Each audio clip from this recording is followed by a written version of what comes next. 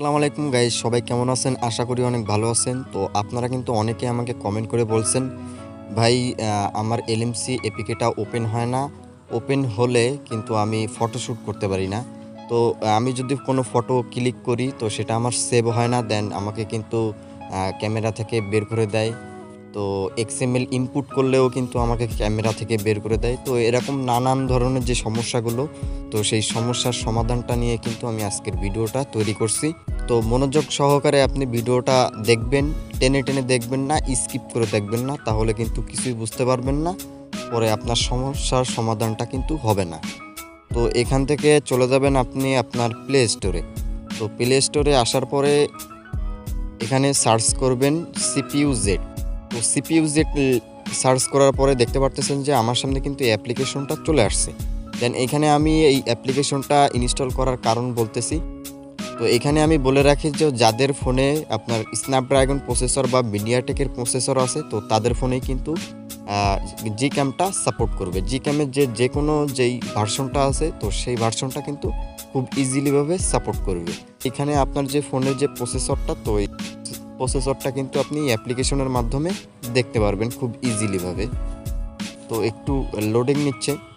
তো দেখতে পারতেছেন যে আমার যে ফোনের প্রসেসর কোয়ালকম স্ন্যাপড্রাগন 665, তো এটা কিন্তু আপনার ফোনের যেই প্রসেসরটা, তো সেই প্রসেসরটাই কিন্তু এখানে দেখাবে। দেন এখানে আপনার যদি মিডিয়াটেকের প্রসেসর হয়, তো আপনার মিডিয়াটেকের প্রসেসরটা দেখাবে। তো এখন আসি আপনাদের যাদের যে এলএমসি এপিকেটা, তো সেই এপিকেটাই নিয়ে কিন্তু মূল সমস্যা, আপনারা ওপেন করতে পারতেছেন না অনেকেই। তো এখানে যদি আপনার ক্যামেরা থেকে বের করে দেয়, দেন এইখান থেকে আপনি ক্যামেরা চেপে ধরবেন, দেন এখান থেকে অ্যাপস ইনফরমেশন চলে যাবেন।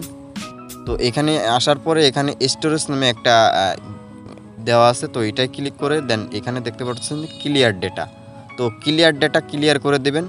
তো ক্লিয়ার ডেটা ক্লিয়ার করে দেওয়ার পরে আপনারা পুনরায় অ্যাপসটি ওপেন করবেন।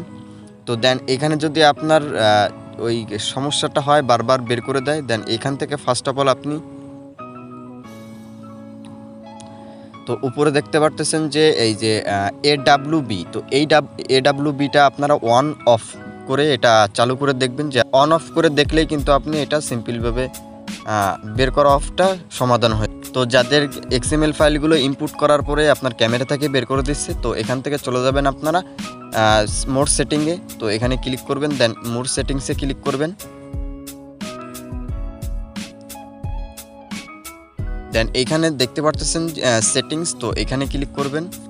দেন এইখানে দেখতে পাচ্ছেন ভিউ ফাইন্ডার ফরম্যাট, তো এখানে ক্লিক করবেন। আপনার যদি মিনি ক্যামেরায় সমস্যা করে, তো এখান থেকে ডিফল্ট যেটা আছে, তো এটার বিপরীত অপশন যেটা আছে সেটা দিবেন।